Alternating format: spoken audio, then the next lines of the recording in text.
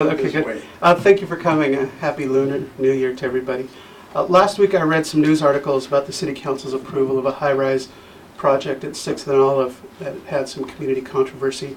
I have no client in the matter, wasn't involved, but like any good lawyer I decided to look into it to see what all the fuss was about, so I did some due diligence. Here's what I found from readily available documents. The chairman of the city's planning commission, Stephen Haas, had a whopping conflict of interest on the project. He's an officer and a director of Circulate San Diego. Last November, he presided over the public hearing on the project at which the top employee of Circulate San Diego testified in favor of the project. Circulate San Diego's website says that any developer for a project of this sort can pay $5,000 and in exchange will get review of the project and, quote, independent public testimony. Circulate San Diego also recognizes that corporations who give it money will be treated as sponsors and members. Two of the lobbyists on the project at 6th and Olive spoke at the Planning Commission in favor of the project and are listed on Circulate San Diego's website as corporate sponsors. The financial interests in the exchange of money were not disclosed at the hearing. Afterward, the effect of the Circulate San Diego support was to give a patina of legitimacy to the project. When it went to the City Council, after the Planning Commission vote, which was 4-0, Civic's policy director spoke in favor of it, commenting that the project had earned Circulate's certificate of mobility, and the developer did a PowerPoint presentation in which it bragged about Circulate's certification without mentioning the payment of any money, and again said that it earned the certification. On top of that, the PowerPoint presentation bragged about what 3 of the 4 commissioners at that meeting had to say. Conspicuously absent from the quotes was anything from Mr. Haas, as if to make sure that no additional attention were drawn to it. The City Council eventually voted in favor of it. This sort of behavior is unacceptable. Mr. Haas is essentially serving 2 masters. He purports to be representing the public when he's up there as chairman, and yet the organization on whose board he sits has somebody who is testifying after the organization appears to have taken money. And on top of that, it has lobbyists who appear to have given that same organization money, testifying on behalf of the project. That sort of behavior has become normalized at City Hall. And that's what makes this so egregious. It's bad enough that it happened, but all of this is available right from Circulate San Diego's website or the city's own website or the Attorney General's own website. It's right there for everybody to see. It's become normalized and nobody in charge at City Hall calls it out. If I were mayor, this would not happen on my watch. The public is entitled to have confidence in the process, even if it disagrees with the outcome. This sort of behavior has got to stop. I'll be happy to take any questions you have. Has it been previously disclosed that Circulate operates this way? I admit I haven't read that. Doesn't mean it hasn't been disclosed elsewhere. Yeah, I'm not aware of it. It's on their website. You can go see it. But Gotcha. again, I didn't have a client in this. You know, I've been working on cleaning up City Hall for as long as I've been in town, and I'm not aware of the disclosures. I'm not saying it didn't happen, and I wasn't involved in the project. I was just sort of curious what all the fuss was about. But you know, a few minutes looking at the City Council's agenda and the Planning Commission video on Circulate's website, you know how to go get the tax returns from the Attorney General. It's all right there. Right. Does anything Circulate did violate the city's ethics or lobbying ordinance, or it was just that they needed to disclose the circumstances? Well, so as I read the lobbying ordinance, they qualify as a lobbying firm because according to their website, they're paid money, and then they go give this, quote, independent testimony. It's not independent if you've been paid for it. They should be registering as a lobbying firm. I don't know whether they've registered as a lobbying firm. They have filed organizational lobbyist disclosures, but that's different. That's different from when you're actually a firm that is paid and in exchange you go testify. I don't know whether they've met those requirements. You've expressed concerns about the mayor's approach to housing, and I guess the council somewhat as well, sort of the pro-growth, pro-intense development along transit lines. This project seems to fit with that, so is that sort of why you're singling this project out, or do you feel like this fits a pattern and it's the way the city's going to try to get all these approved? No, so I don't have any view on the merits of this project. I wasn't involved long enough, I haven't studied it long enough. But when I went to go look at it, what I saw, I mean, this didn't take long to figure out. The Planning Commission chairman has a conflict of interest. That means the process is completely tainted. It's unacceptable, it stinks to high heaven. I don't know the merits of the project. There are pros and cons, is what I understand from the press. I haven't studied them enough to render an opinion. What I do know is that Chairman Haas should not have been anywhere near those chambers when this matter came up, and Circulate's relationship to the developer should have been disclosed. Mr. Haas's relationship and the exchanges of money, if in fact that's what happened, all should have been disclosed, and the city council should have been informed of this. Isn't it fair to say, though, you've expressed concerns about adding significant density in more residential neighborhoods, and this would seem to be an example of that? I have raised those concerns. You have members of Circulate staff who identify as members of the YIMBY movement, which is what the mayor embraced in his State of the City address. The details of that aren't, out there yet. So I'm not picking on individuals outside of Mr. Haas. I'm sure they're well-intentioned, but this is the problem with the way we do business at City Hall, and it's not okay. The public is entitled to have confidence in the process. You can't have confidence that the public got a fair vote, a square vote, when Mr. Haas voted in favor of it after his organization appears to be a paid consultant for the developer and comes in and claims to be representing the public. This is not true. Got it. These documents are complicated, but you mentioned Greystar in here as well. Did Greystar do something wrong? Greystar's the developer. Right, so why are they mentioned in here? Well, I want you to understand the entire context, right? So it's not they did anything unethical, they just lobbied for their own interests as a developer, or they would? I don't know what Greystar did. What I know is what the city's website, what Circulate's website, what the Attorney General's website, what the video archives all say. You can go watch them. Greystar's just the developer. They hired lobbyists. If you want any of the documents that are mentioned in my papers, I'm happy to email them to folks. You weren't explicitly alleging that Greystar did anything that would violate any city rules No, or no, ethics? I'm not. And look, it might turn out, I mean, Mr. Haas clearly has a conflict of interest. Whether this is merely unethical and doesn't rise to the level of illegal, that's even worse. If this is okay behavior, And we need new laws. then we need new rules to make sure that this doesn't happen. What I do know is that this is just the latest example of what I've been talking about for years. And it's a huge concern, because if you have people who are trying to do good work, who get co-opted by a bunch of wealthy developer interests who pretend to be concerned about affordable housing when they weren't concerned about it before, when we've eliminated workforce housing and affordable housing in order to build fancy hotels and luxury condos, it's hard for me to wrap my head around how these same people could be pursuing the right goals through this YIMBY movement. But again, I'm not casting aspersions on any individuals, with the exception of Mr. Haas, who clearly should not have been presiding over that meeting or anywhere near City Hall. Aren't you in general saying, though, that it's possible Circulate is operating in a way that might be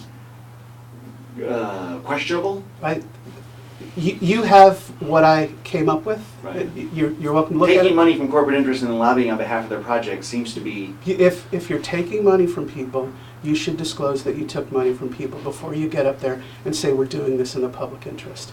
That is deceptive. If, in fact, I haven't seen the check. What I know is the website. What I know is you can see who the sponsors are on their website. If you take it at face value, it sure looks as though money has been given in exchange for the certification on mobility. If that turns out to be the case, great. If it's not, they need to make clear, so that folks like me who have some idea of how things work aren't connecting dots reasonably. They should say, hey, actually this didn't happen. But it appears, if you go look at their application process and it says the benefits of our certification, it lists what you get. And one of them is this independent testimony before decision makers. They list the Planning Commission. They list the City Council. There's a lobbying disclosure form on affordable housing from Circulate covering Stephen Haas. I don't know whether it's related to this or not, but it's for Q4 of 2018. How are they lobbying their own board member who's a Planning Commission member? Right. And it's right there. And this appears, if it's okay, that's worse. right? But at a minimum, the city council should have been told, city attorney should have said this is a no-go, but none of that happened. Everybody just proceeded as business as usual, and they bragged about having Circulate. That's not okay. Is that why you're running for mayor? That's one of the reasons, yeah. Are you running as a Democrat? No, I'm not affiliated with any party. I'm an independent. So you're running... I'm fiercely independent, Steve. You're registered though as declined to state? It's either an NPP or DTS. I don't remember what it is, but I haven't been with any party for quite some time. Quite some time. You have sort of a reputation out there as sort of an ambulance chaser for environmental issues, and an obstructionist who's delayed and even killed some projects. And now you want to lead the city. How do you think voters are going to react to this? Well, I think voters are tired of the city acting dishonestly. I think they're ready to have somebody honest in charge, not somebody who's been part of the problem. Number two, there's some stuff that's out there on the internet that's not flattering, and frankly, those news outlets should do follow-up stories. The things I've been accused of have been thoroughly investigated by the State Bar, and those media outlets should do their follow-up stories. But I'm certainly not going to recirculate fabrications, and I don't think gentlemen like you, who I've known for a long time, who do good journalism, you're not going to recirculate fabrications either. No. So some of the major problems we've had in the city since we've been struggling with since, I guess, back to 2000 remain: pension debt, housing crisis, infrastructure, taxes. Is that our future? Is that going to be our future? We're still struggling with these problems? Not if I'm mayor. So No. how would you handle this? Well, let's take the issue of taxes, right? The city is upside down on its pension, doesn't have enough money to do what the city council wants to do, what the public wants to see done. The tax on tourists and hotels is too low in this town. It should go up so that we have a fair tax that's competitive with other cities, and that money should be in the general fund. The hotel industry and some special interests with this phony ballot measure to expand the convention center with window dressing for the homeless and infrastructure. That's all money that would be earmarked for the benefit of special interests. We can't do that. We need to have the money in the public coffers, because it's the public who makes San Diego the wonderful tourist destination that it is. So the public are the ones that should be collecting those monies. Right now the hoteliers collect it, and that's wrong. So go ahead. Are you in favor of expanding the center? No. It's a waste of money. You know what's interesting? At the mayor's state of the city, he said that they were going to do these new rules, get rid of the rules, and build everywhere except in the coastal zone. Right. What's one of the arguments against building in the coastal zone? The concerns about sea level rise and the stability of investing along with for coastal development when the seas might recapture it. So why would we spend over $1 billion to put a bigger box on the same waterfront? It's the same sea that's going to rise. Why would we waste that money? And we have hotels who are expanding their That's right. space. That's correct. So kind of what are your priorities if you become mayor? City Hall needs to become honest. We need to be honest about our budgeting. We need to be honest about our practices, decision-making, like what we did today.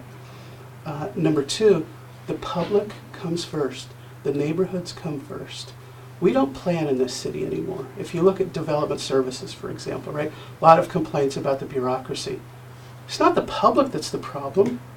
The city council and the planning commission, they ignore the public. They're going to do what the developers want. The developers can't get past the city's own bureaucracy. Development services needs to be shrunk down. We need to have a planning department that does the hard work of planning what our city's going to be like in 10, 20, 30, 50 years. Let's develop the plan with real input, not only from our communities, but from regional bodies like Sandag, so that we get good transportation plans, have good financing plans, and then let developers come in and build what the community has agreed needs to be done. And they should be able to do that in a streamlined way without the bureaucracy at City Hall. There's no reason to make people spend years negotiating with staff members over their projects. If you meet the plan, you come in, people check the box that everything is being done right, and you move forward. There's So no you reason- have a plan. I do. So what about the idea that we have a supermajority on the city council, all Democrats, and they're going to exert their power if you become the mayor and you're an independent? Do you see a problem there at all? The way our charter is set up, if you read it, as opposed to just reading the titles that say things like strong mayor, if you actually read it, the way it appears Council President Georgia Gomez has, it's actually a strong council form of government. The mayor has few powers, but the politicians have allowed the mayor to become the most important person in the city when in fact he's not. By design, he's not supposed to be the most powerful. He is a figurehead. The city council is the legislative body. It decides how money's going to be spent. It sets policy. The mayor's proper role is to give input to the city council, to work collaboratively, and to implement what the city council says to do. So how are you going to get these things done if the council doesn't go along with you? Well, the council also needs to have somebody push back and help them understand the right way to do it. Rather than taking people who've been there, who've been part of the problem, you need an outside perspective to help them understand this is what we can accomplish. This is what's really going on in the city. You can't have folks blowing smoke up their backsides. And that's the positive scenario, right? Sometimes you've had council members, one of my opponents has supported projects that eliminated inexpensive housing, has supported the conversion of SROs downtown, which is the housing of last resort before the street. So how do you expect people who've contributed to the problem to solve the problem? Steve, you've covered my cases long enough. I have. Go look at what we fought about. We fought to stop the conversion of SROs. We fought to stop condo conversions. We told the city, you need to study the implications of eliminating the housing of last resort on things including public health. And we even pointed out to the decision makers, including one of my opponents, these are the consequences of putting people on the streets. Just study it. And they dismissed us and my clients, saying, no, you're just trying to cause trouble. No, what we're trying to do is keep you from making a huge mistake. And now, everybody's talking about the dead people from Hep A and the thousands of folks who are living on the streets. There are 9,000 and change homeless persons on the streets in this city, give or take, and we don't have the results of the last count. According to David's newspaper a couple years ago, I think it was James DeHaven who did the story, 10,000 SROs gone since 2000. My clients and I were fighting that. Do the math. 10,000 gone, less than 10,000 homeless. Well, the solution would have been to put the SRO somewhere else, though. I mean, downtown was gentrifying, and that's where they were all located. Why? If you don't have a place for these people to go, why would you do it? Why would you knowingly Without a replacement location. Right, Yeah. right. I mean, one of the priorities is no net loss on workforce housing. Why are we getting rid of housing that allows people who work in our community to be able to afford to live here so that we can build new housing that's more expensive that nobody can afford, except investors and foreigners? Why are we doing that? In exchange for less affordable units than we had before the project. You wouldn't do this at home, Right. so why do we do it at City Hall? One other thing, this is an open seat. There are going to be a lot of candidates, several candidates, likely all Democrats, so kind of how do you rate your chances here? I'm an underdog, but I'm in it to win it. Thank you. Thanks for coming, gentlemen.